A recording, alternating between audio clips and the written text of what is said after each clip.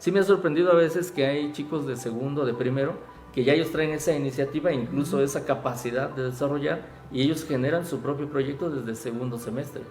Cuando llegan a noveno semestre o octavo, cuando ya es la etapa de empezar a redactar la tesis, ellos ya tienen su tesis resuelta, ¿no? Entonces también hemos podido colaborar mucho en la facultad, titulando estudiantes muy rápidamente. Hay unos que hasta tienen que esperar los trámites porque la tesis ya la tienen resuelta desde séptimo, ¿no? Entonces eso ha ayudado mucho a la facultad también. Pero supongo que tiene que ver con esta aplicación de la que hablas, ¿no? O sea, normalmente van haciendo investigación, pero al mismo tiempo van aplicándolo en algunos espacios. ¿Esto se ha dado en algunas instituciones, por ejemplo, a través de ustedes? Sí, de hecho es algo muy importante porque uno como investigador, pues dices, yo voy a desarrollar algo, pero ¿a qué hora, dónde va a aplicarse, no? Ajá. Entonces tener ya un punto focal de dónde se va a aplicar y una razón de desarrollar algún producto, incluso las delimitantes del proyecto, pues las va a establecer esa utilidad, ¿no?, que nos van a dar. Entonces eso es muy importante porque ellos saben que van a trabajar durante 2 o 3 años en algo, desarrollando algo, pero saben que tiene una aplicación o una utilidad, ¿no?, práctica. Entonces sí ha ayudado mucho esa posibilidad de aplicación. Entonces ahora estamos en la etapa de ya implementar empresas o una microempresa que se pudiera implementar para que todo lo que se va desarrollando se pueda comercializar en beneficio del estudiante y de la misma facultad, ¿no? Bueno, de donde yo egresé en el doctorado, pues ahí definitivamente no puedes tener un proyecto o no puedes estudiar si no colaboras con una empresa o con un sector social. Entonces la empresa a ti te va pagando el doctorado, ¿no? Entonces creo que ese esquema nos hace falta en Oaxaca, en México en general, pero en Oaxaca mucho más, porque generamos cosas, pero se quedan ahí a nivel de investigación y nunca las implantamos, ¿no?, en la parte práctica. Entonces, si existiera ese esquema o la universidad tuviera ese esquema de financiamiento por empresas, yo creo que sería nuestro desarrollo sería diferente. Buscando la autosustentabilidad financiera prácticamente, ¿no? Claro. Entonces están en ese camino. En ese camino vamos hacia allá. Creo que falta también reglamentación universitaria. Tenemos que también empujar en el reglamento, en los códigos de ética. Todo eso nos toca a nosotros como investigadores también intervenir en esos desarrollos de esos programas para poder tener esas facultades, ya que en este momento está ambiguo, no hay una reglamentación que nos ampare también, ¿no? Porque el desarrollar un producto pues es una creatividad intelectual que requiere protección también de la universidad. Todo el desarrollo de patentes, ¿no? Así es. Ajá. Y también yo creo que de pronto identificar los conocimientos que se van generando en las universidades con la creación de empresas que pudieran generar algunas ganancias que son para la propia facultad o para los estudiantes, genera de pronto como todavía dudas porque no tenemos mucha esa práctica. Sí, el autoemprendimiento, ¿no? O sea, sí, nos falta mucho en las facultades, como le comenté, tuve la oportunidad de dar clases en universidades privadas y ahí definitivamente el autoemprendimiento pues es algo muy importante, ¿no? Que nos falta meter en nuestros programas académicos también e incentivar a los estudiantes que también se autoempleen, ¿no?, y generen a su vez empleo para otros, ¿no? Y que pues esta especialidad de arquitectura tiene un potencial muy fuerte, ¿no? Sí, claro. Sobre todo ante los cambios que estamos viviendo, porque pues pienso en los climas que enfrentamos. Obviamente pareciera que los materiales de construcción se tienen que ir innovando, buscando tecnologías que se pudieran adaptar a lo que estamos Sí, el cambio climático ha jugado un factor importante. Ya no es lo mismo simplemente la temperatura, ya sea hacia más o hacia menos, o temperaturas más altas o bajas, hacen cambios importantes en las estructuras. Entonces, en ese sentido, creo que nos falta trabajar también, porque hasta ahorita Oaxaca pues, se ha mantenido estable, ¿no? Pero pronto yo bromeo con mis estudiantes en una materia que doy en posgrado, que le digo, a ver, tráigame un papel porque les voy a firmar una hoja donde les aseguro que va a nevar en Oaxaca. Y todos se ríen, ¿no? Se ríen. Pero el cambio climático, cada año me van dando la razón, ¿no? Entonces les digo, van a ver que a lo mejor no todavía voy a estar vivo y voy a verlo, pero quizás no, pero van a ver que en Oaxaca va a nevar. Entonces esos cambios de temperatura juegan un papel importante en la durabilidad de las estructuras. Entonces actualmente los códigos de construcción en Oaxaca desafortunadamente no se ha actualizado mucho nuestros códigos, pero en la Ciudad de México, que es uno de los más avanzados o el más avanzado del país, se requieren 50 años mínimo de vida útil de una estructura pública. En Oaxaca pues no se tiene esa restricción. Yo creo que sería importante empezar a trabajar en eso, ya que las obras públicas pues son recursos públicos, ¿no? De la población, claro, o de claro. nosotros, nuestros impuestos, y creo que es importante pues darle también la calidad, ¿no? Adecuada. En otros países, como donde me tocó trabajar y estudiar, en Estados Unidos y Canadá, ahí las estructuras públicas deben durar 100 años. Entonces yo creo que no podría ser posible implementar un código de ese tipo en México, ¿no? Menos en Oaxaca, claro.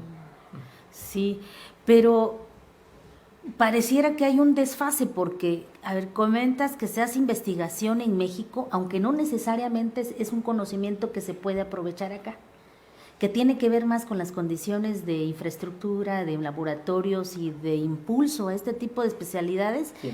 y no necesariamente porque no lo hagan, ¿no? Mencionaste, o sea, estamos innovando con materiales, pero todos estos artículos y esta generación de conocimiento con estos materiales se publica en lengua anglosajona, para empezar, Así ¿no? es.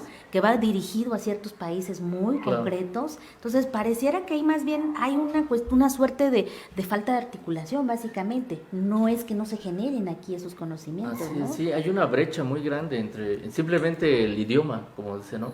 Yo los artículos que tengo que publicar porque es una exigencia de CONACYT para el Sistema Nacional de Investigadores, pues son en el idioma inglés predominantemente. Del 90% de artículos está en ese idioma, entonces mis estudiantes tienen poco acceso a ellos, sí los pueden ver, pero no los pueden leer adecuadamente, porque también hay una limitante en los estudiantes del idioma.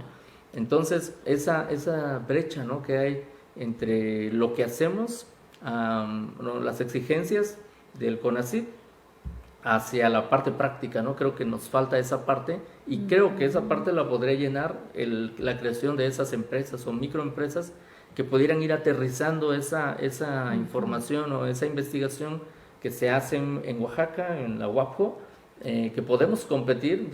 Las citas que nos hacen en China, en la India, me buscan investigadores de esos países, de Estados Unidos, Canadá, pero aún todavía está la información ahí y nos falta aterrizarla, ¿no?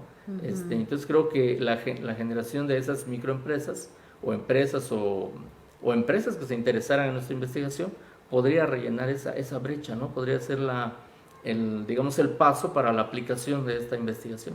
Y en el caso de la universidad y de esta facultad de 5 de Mayo de arquitectura, ¿no tienen algún proceso también de acreditación?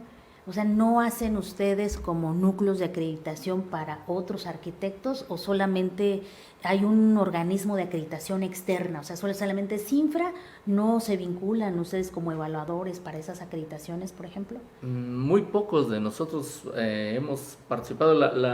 Usualmente la práctica de los profesores de la Facultad de Arquitectura, creo que en todo el país, es que o eres investigador de arquitectura o eres constructor.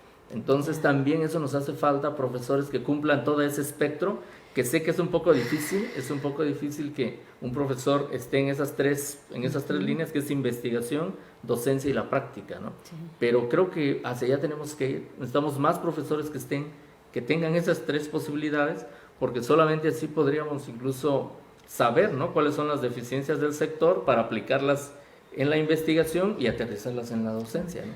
Entonces sí es muy importante tener profesores que cumplan con esas tres, ¿no? líneas.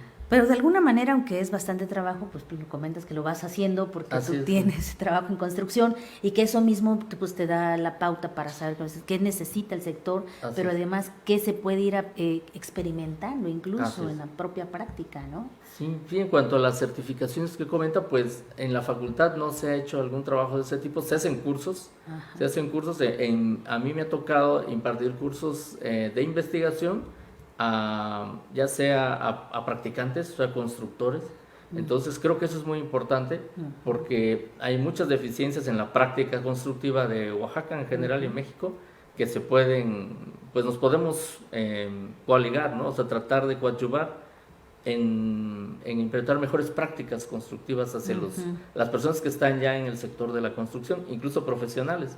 También me ha tocado dar cursos a doctores, investigadores en construcción o en arquitectura, en ingeniería, y es otra digamos, la inquietud de ellos, ¿no? Es más la investigación, la escritura de artículos. Entonces siento que sí falta algo ahí, que los conocimientos de la universidad bajen hacia la parte práctica, ¿no?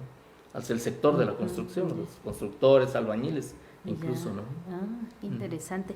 Pero entonces se supone que lo que está planteando también, que la maestría de reciente creación que tiene esa... Así es. Esa distinción, digamos, ¿no? Así es. De hecho, CONACYT nos pide impactos hacia la sociedad. Con la entrada de este nuevo gobierno, sabemos que le está dando mucha importancia a la parte social.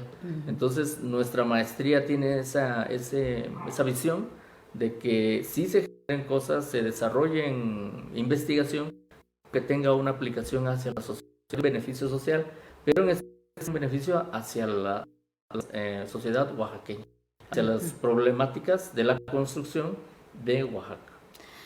¿Y qué opinas sobre estas construcciones de materiales, digamos, originarios que en Oaxaca, como una buena parte del sur de México, yo creo que lo podemos identificar y que nos han demostrado que estos materiales más lodosos, que terminan siendo más térmicos que lo que tenemos ahora con el concreto, ¿no? Claro. Porque llegó el concreto y entonces todo el mundo pensamos que el concreto es como el progreso y demás. ¿Qué opinas sobre esos materiales? Sí, dentro del cuerpo académico o el grupo de investigación precisamente tenemos esas dos líneas. La línea de tecnología y sustentabilidad la manejo yo por la parte tecnológica, pero hay otra doctora dentro del cuerpo académico que maneja la parte de conservación patrimonial. Entonces, no solo vemos la parte tecnológica, ¿no? y desarrollo, sino también vemos la conservación de los sistemas constructivos tradicionales y su caracterización, porque sí sabemos que son buenos, sabemos que son térmicos, etcétera, pero ¿cuánto, no? Entonces, estamos trabajando ahora en evaluar esas construcciones, por qué son térmicas, por qué son buenas o por qué no resisten un sismo en el caso del adobe, que si no se manejan adecuadamente su sistema de construcción, pues son vulnerables ante la parte sísmica que pues en Oaxaca es muy importante, ¿no? Entonces, el cuerpo académico o el grupo de investigación observa esas dos líneas, la conservación de los sistemas tradicionales y su estudio, porque también nos toca a nosotros concientizar a las personas porque son buenos, ya que muchas veces ese tipo de construcciones son vistas como de pobres, ¿no? Para gente pobre. Sin embargo, podemos ir a fraccionamientos en el mismo Oaxaca, que las gentes con recursos económicos pues retoman esos sistemas y hacen casas de adobe, casas de tierra, ¿no? Entonces hay algo que tenemos que estudiar ahí de la parte social también, ¿no? Porque es que se ve como una casa de pobre, una casa de adobe, siendo que los que tienen recursos la construyen de adobe, porque conocen los beneficios que tiene, ¿no? Entonces también esas dos líneas se observan en el grupo de investigación. Pues le agradecemos al doctor Erwin el que haya estado con nosotros y pues le pediríamos que nos pueda comentar algún otro comentario que nos quiera hacer respecto a lo que están haciendo en la Facultad de 5 de Mayo de Arquitectura. Primero mucho agradecerle la invitación y también invitarlos.